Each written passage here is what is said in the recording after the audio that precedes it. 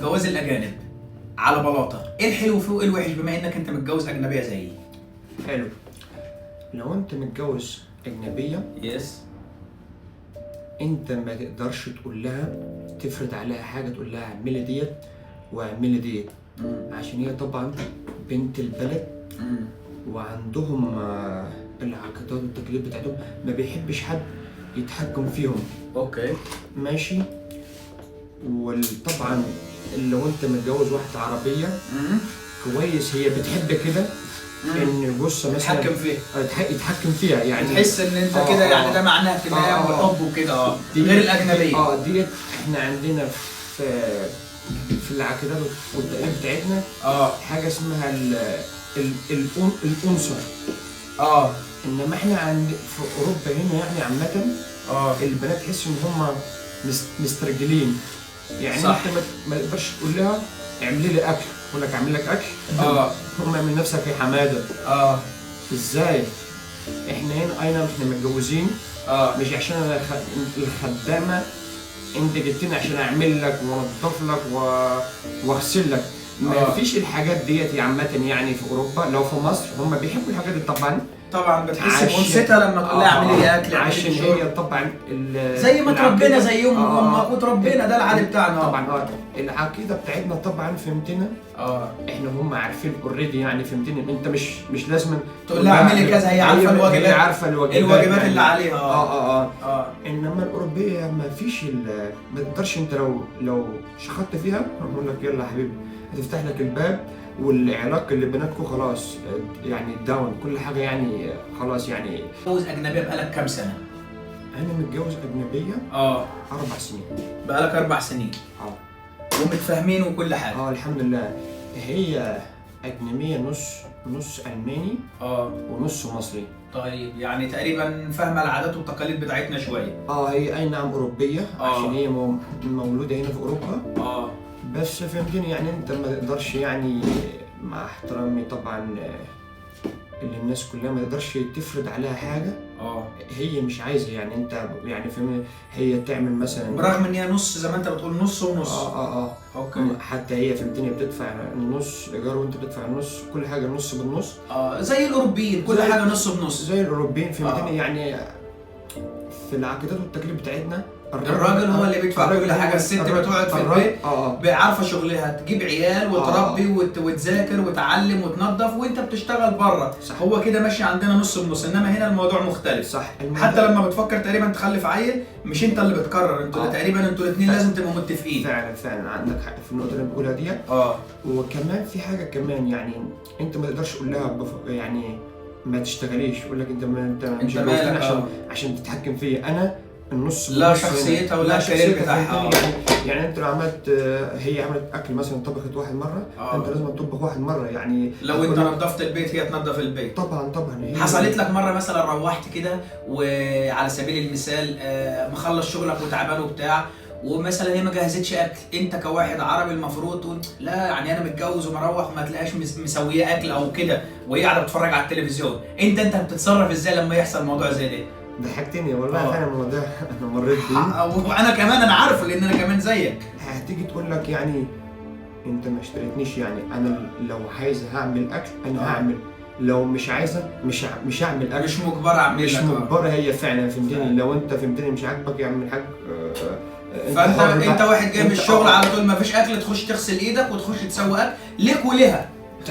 تمام الدنيا هنا ماشيه كده. انما شغل السيد بتاعنا في مصر والكلام ده مفيش منه. ده الكلام ده بقى تعمله في مصر يا حبيبي. الاجنبيه مختلفه عن بناتنا شويه. يعني مثلا هي لو في حاجه مضايقاها بيقولوا مباشر مثلا، ولا الدنيا بتمشي ازاي؟ طبعا ما بيحبوش هم يعني يلفوا يدوروا. يعني فهمتني، هم اللي قلبهم، الناس الاوروبيين قلبهم على لسانهم زي ما بنقول. اللي في قلبهم على لسانهم. تمام. حلو.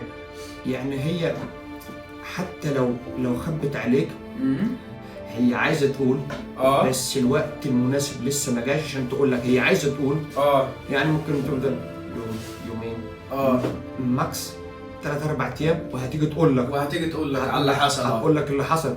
انما احنا عندنا شويه ما بيتكلموش بطريقه مباشره. بيحب يلمح ويلف ويدور شويه. بيخافوا عننا في مصر، فهمتني؟ عشان احنا في مصر الموضوع مختلف. الناس اكتر، الناس في مصر المشاعر غالبه على العقل. يعني دايما بيشغلوا القلب والمشاعر قبل العقل، فاهمني؟ الناس هنا بتحكم العقل الاول، ايه اللي ينفع يتقال وايه اللي ما ينفعش يتقال. فعلا كعيشه مع اوروبيين. النقطه اللي عايز اوصلها لك يعني حلو، ان هي هتقول لك فهمتني؟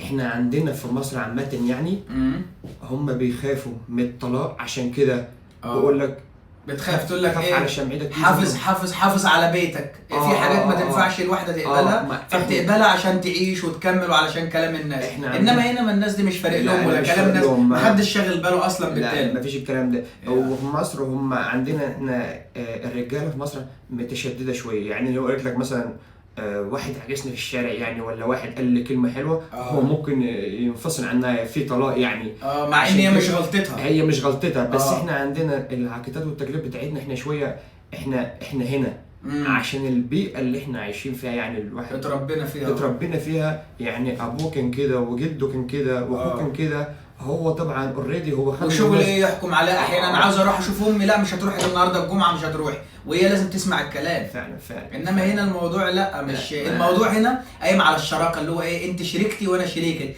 فكل واحد لازم يبقى له راي. حصل لك مره موقف كده وحسيت ان انتوا الاثنين مختلفين عن بعض، او من كوكب غير الكوكب، كل واحد بيفكر بعقليه؟ والله بص، حاجه حلوه، هم هنا في اوروبا هنا الناس بيحبوا الحياه، بيحبوا يخرجوا كتير، ياكلوا بره، يروحوا اجازات كتير، ويروحوا فهمتني اماكن يعني كل ويك اند عاوزين ياكلوا ويخرجوا كده. هم اللي هو يوم الاجازه، هم عشان عايزين يعيشوا حياتهم، عايزين مش مثلا بعقليتنا احنا عايزين نحوش وابعت لامي وابعت لاخواتي. وبالنسبه للي متجوز هنا تقريبا هو خلاص حياته بقت المحور بتاع حياته داير هنا. ايوه هيساعد امه، هيساعد اخواته، بس مش مثلا هيشتغل ويبعت اللي بيشتغل بيه. الموضوع ده بعد الجواز، وبعد ما تلاقي حياه مستقره وتتجوز تبني بيتك هنا، الموضوع ده تقريبا بيخلص فعلا.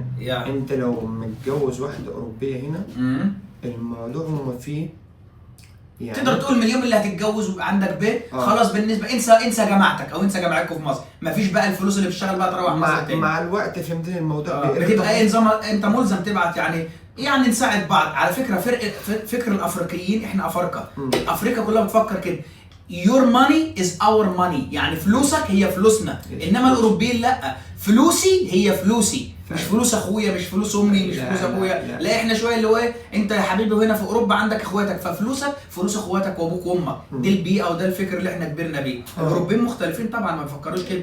يقول لك انا ازاي يعني تبقى اخوك كبير ومعتمد على نفسه، ومثلا انت هتبعت له ليه؟ يعني ليه؟ ما هو راجل، هو مسؤول عن تصرفاته وعن حياته. عندك حق، صح؟ عندك حق في النقطه ده الفكر فعلا. في الحته دي احنا فعلا مختلفين تماما. انا سمعت الكلمه دي طبعا، انا سمعتها من افريقيين، افريقيا اللي هم مثلا كاميرون كده، بيقول لي ايوه انا فعلا يا احمد احنا نفس الفكر بتاعنا كده. الاوروبيين مش بيفكروا بالطريقه دي.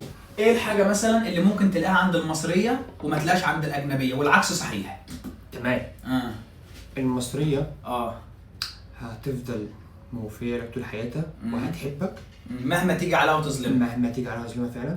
الاجنبيه لو انت الموضوع خلص بيناتكم يعني اتفرقت معاها خلاص كل سنه وانت طيب، اكن ما فيش مثلا اتصال ولا يعني يكون في طيب انت كشاب مصري دلوقتي تنصح اي حد يتجوز اجنبيه، بما ان الاجنبيه ما بتطلبش منك حاجات كتير، ما بتطلبش منك لا قايمه ولا ذهب ولا لا هي عايزه منك حب واحترام. هقول لك غير المصريه، ما المصريه حاجه سلبيه عندها ان هي بتطلب حاجات كتير، وان في ناس مش في مقدرتها تجيب الحاجات دي في الوقت اللي احنا فيه. صح؟ انا هبسط لكم الموضوع. الاوروبيه يس مثلا هقول لك 20%، المصريه 70%.